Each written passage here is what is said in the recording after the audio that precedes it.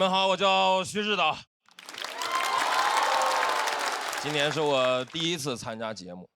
我来的时候选战队队长的时候，我选了一个我非常喜欢的演员当队长的第一志愿，就是刘洋教主。因为我很希望跟他能一起在那里并肩作战。并肩作战了15分钟，被打下去了。我本来想让队长好好领导我，我现在想办法捞块牌子捞队长啊。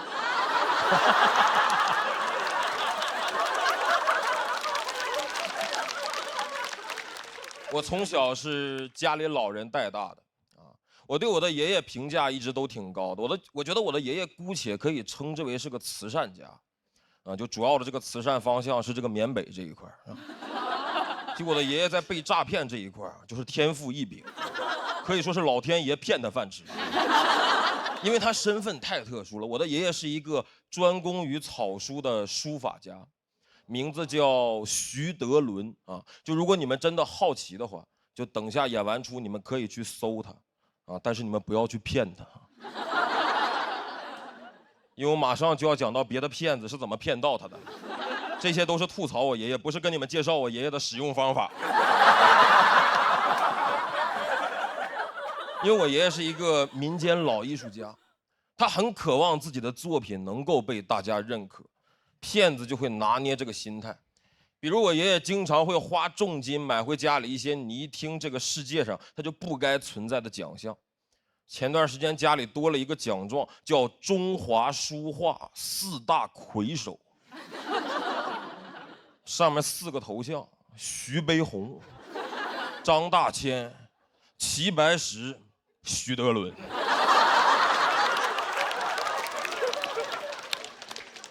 4个头像，就1个彩色的。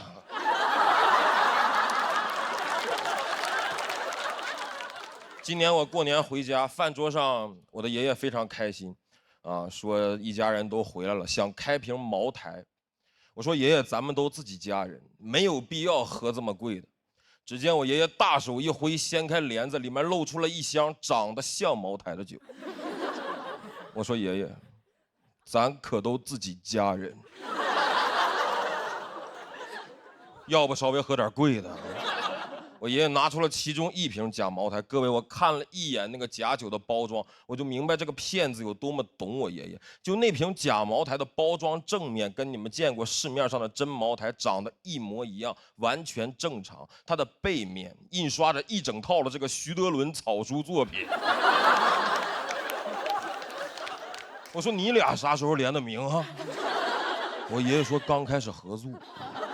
主要是人家对爷爷这个草书作品的认可，这1箱酒茅台12瓶，人家卖我328。我说这茅台2000块钱1瓶的酒，怎么印上德伦草书跟散白一个价了？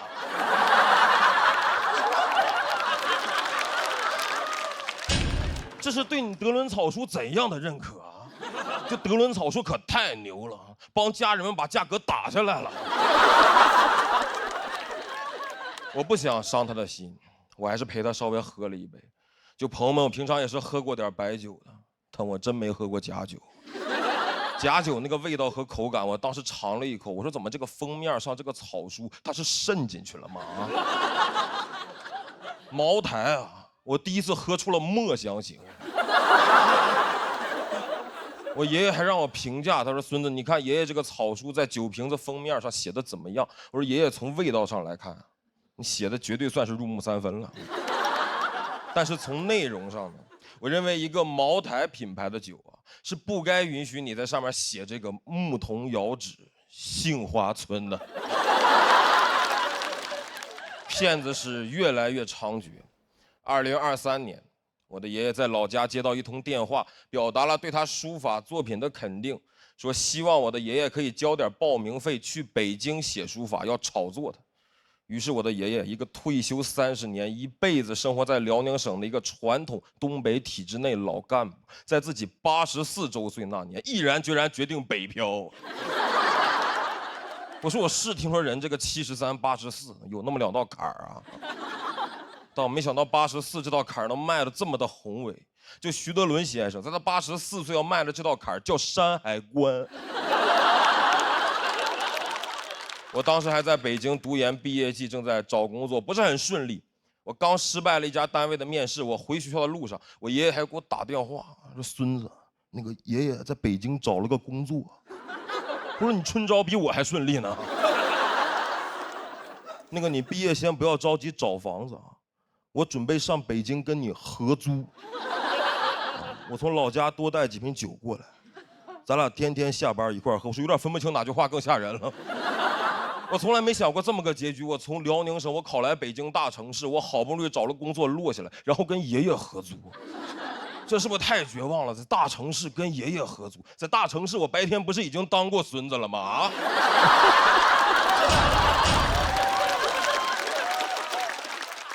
跟爷爷合租，各位你们有人跟爷爷合租过吗？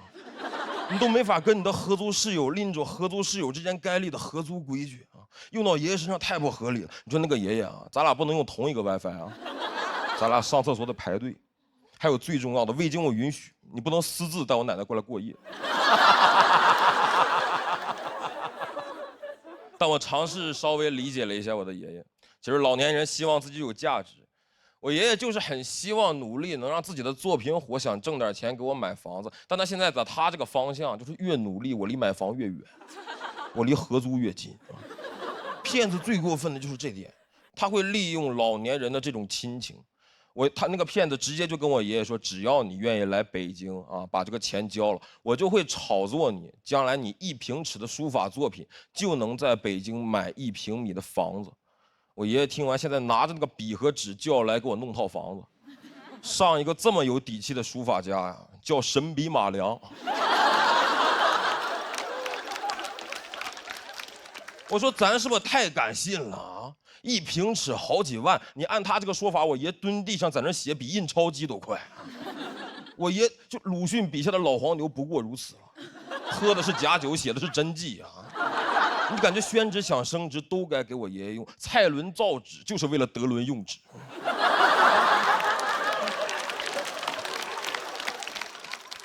上周我跟我的爷爷说，我说有一个单口喜剧的节目找我，我下周准备去一趟上海，我准备带着你的名字上节目，争取咱爷俩起码火一个。我爷爷听完笑了，说你是不是叫人骗了？家人们，谢谢各位，谢谢你们。谢谢徐指导的表演，喜欢他的朋友千万不要忘记为他投票，倒计时最后3秒钟，请锁票。谢谢徐指导的表演啊，在这儿也跟这个徐德伦老先生喊话一下，我们这正规节目啊，爱奇艺做的啊，有那个具体的细节，我让甄勇给您打电话汇报一下啊。爷爷说你的孙子在我手上。不过徐指导也是有一小梦想，说想把这个德伦老先生的作品带到更多舞台上跟大家见面，我们可以看一下。啊，可以。哦，因为我爷爷平时写草书，然后他这次特意写了一个就是简体中文，然后这是大概前天，然后我才跟他坦白我要讲他，因为他到现在也不承认自己被骗嘛，所以。然后我跟他说：“爷爷，我准备那个上节目，主要是宣传你书法。”然后家里人也这么骗啊？哎呀，相欺相骗一家人，挺好。那你爷爷知道你要挑战小鹿这么一个有压力的一个环节吗？我爷爷应该不认识小鹿老师。但我确实那个跟我爷爷聊过这个事儿，我说那个哪怕就是只讲1篇。然后我也讲这个事儿，然后哪怕只讲1篇，咱就尽量跟就是特别喜欢的老师们一块儿打一下 PK 一下，交流交流。刚才那个庞博老师也说了，说您这是喜欢的小舅子呀，什么小舅子？不是没有一姐吗？你不是一弟不是？那小舅子也差辈儿了，怎么能小舅子？因为我当时签这个俱乐部的时候是21年，我当时大概刚讲了3、4个月，然后喜番就已经看好了这个新人，想榨取他的剩余价值了，所以很早就签我。但我当时俱乐部只有77一个女演员，然后大家就叫她一姐。但我一个新人，我当时都没上过几次商演舞台，你很难说我是一哥，所以大家叫一弟。因为我跟您那个经历比较像，我也是跟爷爷奶奶长大的啊。您说爷爷今年84，爷爷是41年生人吗？我爷爷是40年生人。哦，40年，因为我爷爷是41年生人，然后我爷爷也爱买假酒。不是他爱买，是他真的认为那是真酒。对我爷爷也是，我爷爷这次还让我给节目组带呢。我说就算了，我说人家工作都挺忙的，喝你这喝坏肚子了，怎么推进啊？他不是坏脑子的那玩意儿。啊，问题是我跟我爸买得起真酒，他也不行不喝。他说你都让人骗了，说你这玩意儿，他说我年轻时候这玩意儿卖不了那么贵，这现在我跟你说这外边炒的都你找黄牛买的，就得喝这便宜的，这是真的。茅台就该散着打。对，说人家原厂直接给的是吧？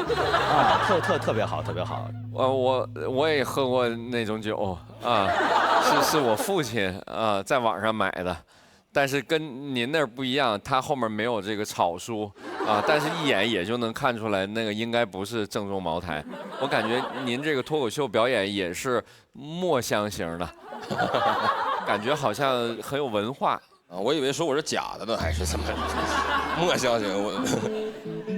其实我听你讲你跟你爷爷的段子，我觉得很温馨，就是因为我们这代人好像比较少，这跟再上一代人有那么多交互的故事，然后能从段子里听出你们俩是感情真的好，对，然后你爷爷也是个非常爱你且很可爱的人，所以我觉得你就是把他的那种形象描绘的非常的生动，然后我就会觉得是一种那种不是那种很强烈的、很刺激的感觉，但是一种很温馨的另外一种风格的脱口秀的感觉。明白。你的创作有进行过除了脱口秀之外的更长的文本创作吗？剧作或者是小说之类的？我还没尝试过，因为我其实时间也不是很多，我也是兼职演员，我还有一份本职工作是在做财务。对，就我感受上你好像是一个文本比较强的人，所以我在想也许你可以试一试。明白。因为我觉得你有很多细节的表达是很好的。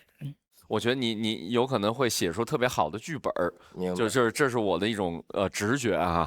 行，那我试试吧。那有这方面机会吗？就是咱这边。有的话，我当然愿意。就是我工作也没那么忙，说实话，就是。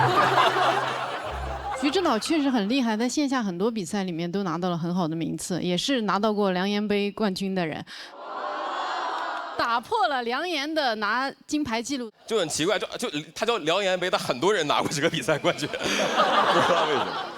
谢谢你带来这么其乐融融的表演，回去也可以跟咱爷爷说啊，想联名也可以思路打开，统一春福无糖茶，一口春福，茶香倍儿足。咱们这个书法这一块啊，不一定非得是入木三分的墨香，也可以是咱们余韵悠长的茶香。给咱爷爷带一箱回去，这个多喝点健康的，好吧？看徐指导拿到了气氛组的3票满票，那么这一轮挑战最后一位上场的朋友，他去年也是新朋友，清清白白的哲学应届生，欢迎于翔宇。Hello， 大家好，我是于翔宇，我又来啦。什么亚里士多德呀？多劳才能多得。我爸妈说了，在外面累了就常回原生家庭看看。我觉得你有一种蛊惑人心的能力。他跟小罗一直是我们节目的文本双子星啊。去年于翔宇他是一个黑马的姿态，给了大家很大的冲击。他上一期可是一个纯新的人哦，他能迅速的适应这个节目，我觉得他已经很厉害了。确实，上一期播完之后反响不错，很多观众喜欢他。确实也忙了一些其他工作。人累死累活一辈子，就为了追求一串数字。女王多好笑！这锅属于你们。